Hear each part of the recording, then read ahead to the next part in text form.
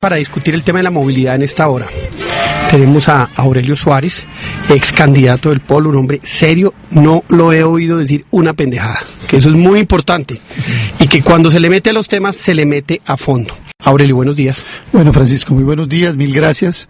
Un saludo a sus oyentes, a los compañeros de la mesa, Silverio Espinosa, Manuel Acevedo, a los demás, a Eduardo, por supuesto, mil gracias por la invitación. Aurelio, la misma pregunta, ¿sirve para algo el Día Sin Carro? A ver, Francisco, yo quisiera plantear el problema de la siguiente manera. Bogotá carece hoy, a mi modo de ver, de una estructura y de una propuesta integral de movilidad. Dentro de esa propuesta integral de movilidad debería ir el Día Sin Carro o varios días sin carro. Pero un día sin carro con una ciudad que tiene una movilidad embolatada, que tiene los ejes de esa movilidad, las variables básicas en entredicho, pues realmente aparece como algo más esotérico, donde todo el mundo sale a pensar ese día es cómo me voy a mover y no qué es lo que realmente eso puede significar para una ciudad, como un elemento de una variable que es transversal a toda propuesta de movilidad, que es la variable ambiental, que es el aire limpio. Llamé a Aurelio, le dije a Aurelio, ¿por qué no se investiga la ALO? Si la ALO es de verdad la solución dentro de toda esa cantidad de, digamos, de ruido que hay sobre la ALO.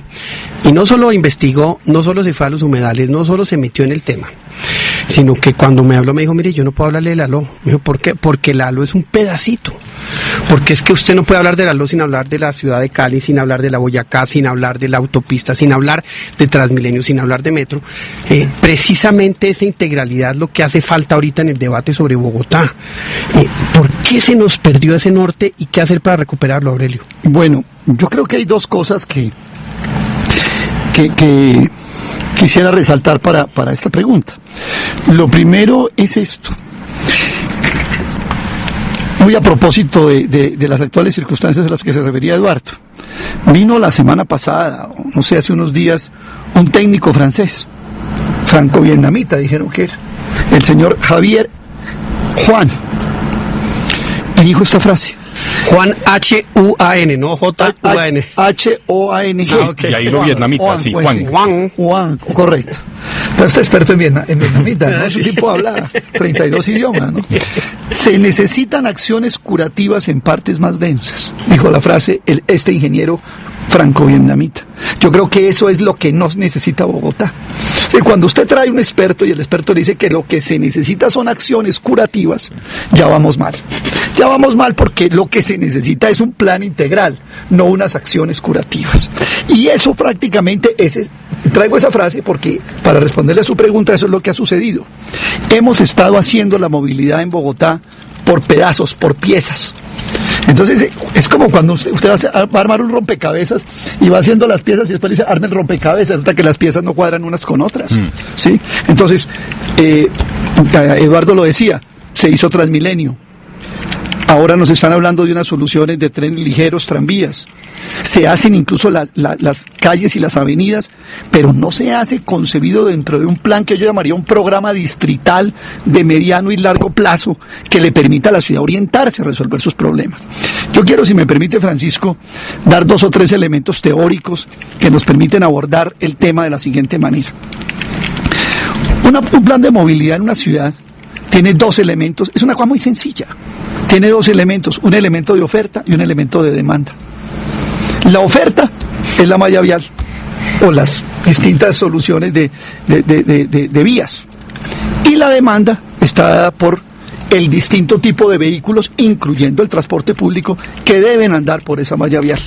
¿Cuál es el resultado de esa oferta y esa demanda? El resultado de esa oferta y esa demanda es la velocidad de desplazamiento de la ciudad. Y hay un hecho que es muy grave. Bogotá, a pesar de todo, cuando comenzó Transmilenio subió un poquito su velocidad promedio. Estuvimos arriba de 25 kilómetros por hora. Hoy volvemos a estar a 20 kilómetros por hora. O sea, el gran resultado, ¿sí? Eso se puede medir. Cuando usted coge una ciudad y le diseña la oferta, las vías, y cuando usted coge y da las distintas soluciones para que la gente se transporte, que es la forma de dar la demanda, entonces, incluyendo el transporte público, ¿cuál es el resultado del cruce de esa oferta con esa demanda? La velocidad de la ciudad. Sí, y Bogotá lleva parada, andando 20 kilómetros por hora hace décadas. Sí, y bajando. Y bueno, sí, estamos en 19, creo, o 19, y pico. Sí. Entonces, se vuelve muy complejo resolver este problema si usted lo resuelve por piezas. Y da la impresión y da la sensación, y lo digo sin ningún interés político, que cada alcalde quiere como dejar la obra, ¿no? Entonces, yo fui el de tal transporte, yo fui el del metro, yo fui el del tranvía, yo fui el de las bicicletas, pero resulta que se van armando piezas y bajo este contexto que yo he explicado, que son cosas elementales. La ingeniería de transporte ya existe, ¿para qué peleamos con la ciencia? Esto ya está inventado. Lo que usted tiene que hacer es coger estudios como el de JICA, actualizarlo. Una última cosa para no alargarme mucho en esta respuesta. El plan de movilidad está ligado al plan de ordenamiento territorial. Y en ese sentido, la actual administración de Bogotá ha dicho que quiere cambiar el plan de ordenamiento territorial, que quiere hacer una ciudad más compacta.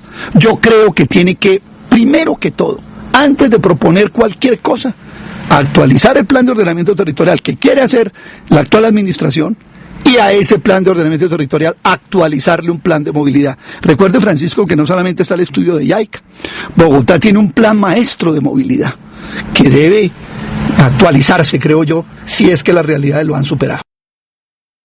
Aurelio, bicitaxis, otro transporte informal, otro transporte que genera caos, no tiene ninguna regulación, empezó en el sur y ya está en toda la ciudad. Sí, lo que pasa es que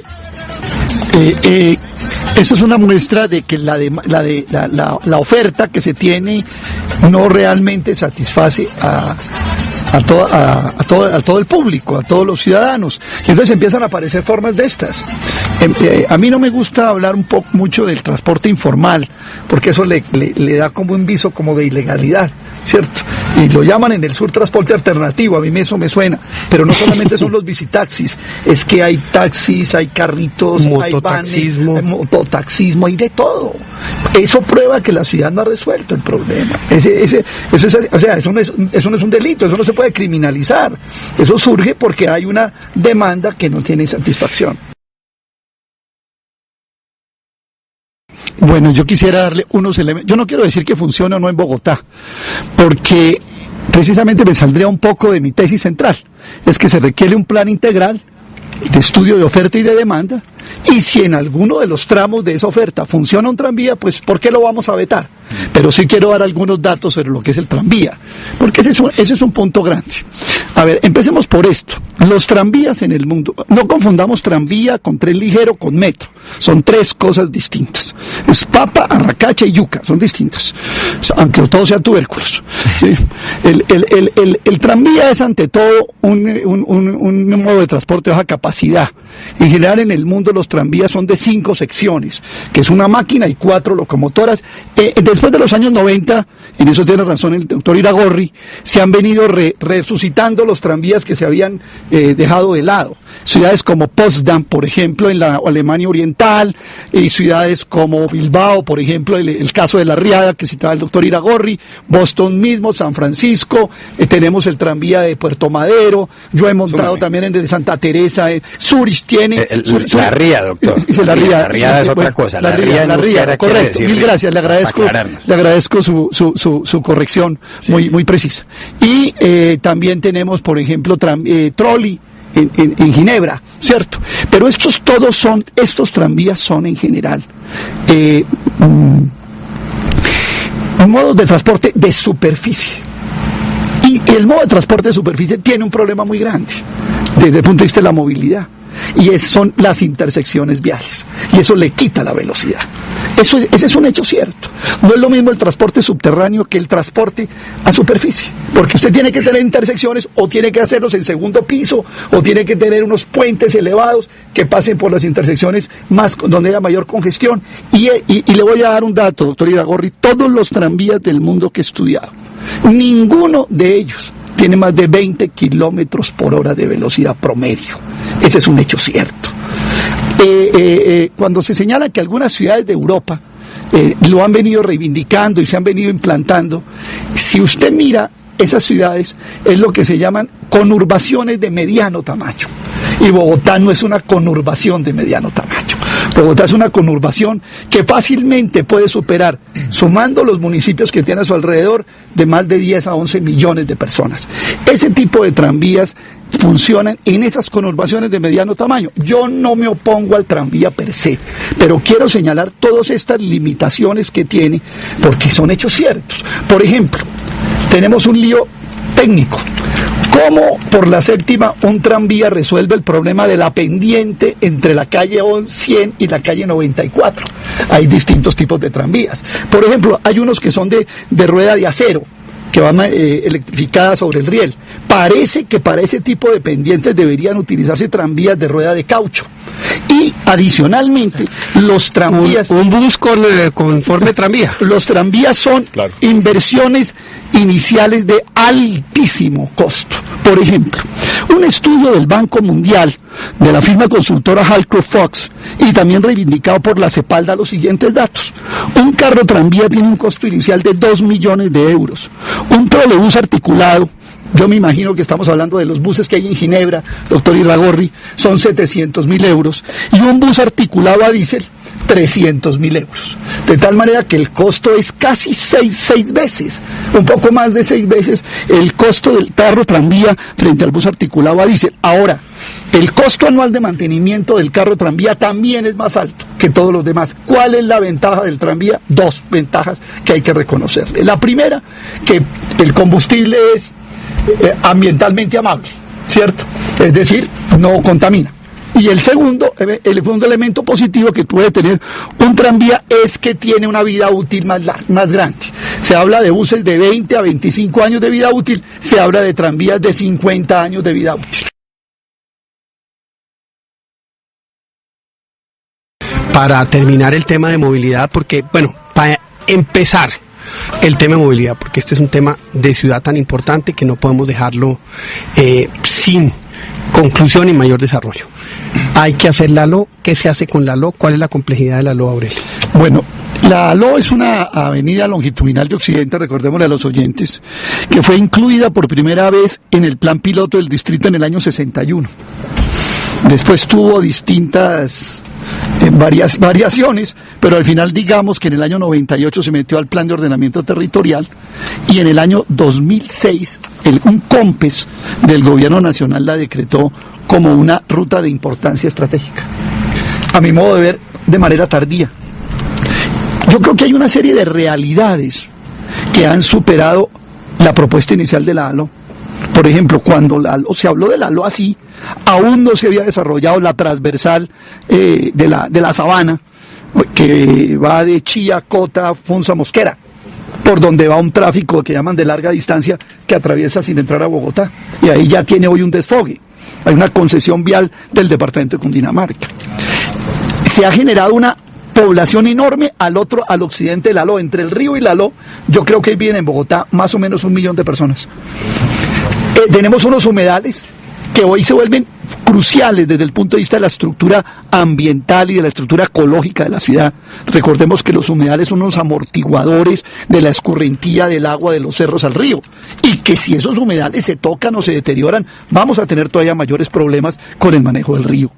De tal manera que uno podría pensar en una ALO que está, incluso se intersecta con la Cali, yo creo que como en la calle 100 y pico, no me acuerdo exactamente, y que podría uno pensar mucho más en la Cali y en una ALO casi que de la calle 80 hacia el sur. Podría uno pensar en eso, pero uno dice, y si es de la 80 hacia el sur, porque bueno, a los humedales les hace tanto daño que les pase una autopista por encima como que les pase un tranvía por encima, les hace el mismo daño. O sea que, digamos, lo que el daño del tranvía a los humedales no es más sano que el daño a la autopista. Entonces, el caso de la ALO, fíjese usted, con todos estos elementos que han venido sobreviniendo desde que fue concebida como tal, es el caso típico que muestra que la ciudad tiene que repensar la movilidad, acorde al plan de ordenamiento territorial, acorde a los estudios de oferta y demanda. Y termino con esto, Francisco, que me llama la atención. Como no resolvemos el problema de fondo, a mediano, corto y largo plazo, con las acciones simultáneas que tienen que adelantarse, entonces aquí la solución es restringamos la demanda. Como no hacemos oferta, restringamos la demanda. Entonces bajemos la gente de los carros, pongamos zonas de congestión, restringamos la demanda y no resolvemos el problema de fondo. Vuelvo a terminar como comencé, es un problema de oferta y demanda, y como usted no resuelve la oferta y la demanda le crece, en términos económicos la demanda es elástica y la oferta inelástica, entonces restringamos la demanda y bajemos la gente de los carros, etcétera, etcétera.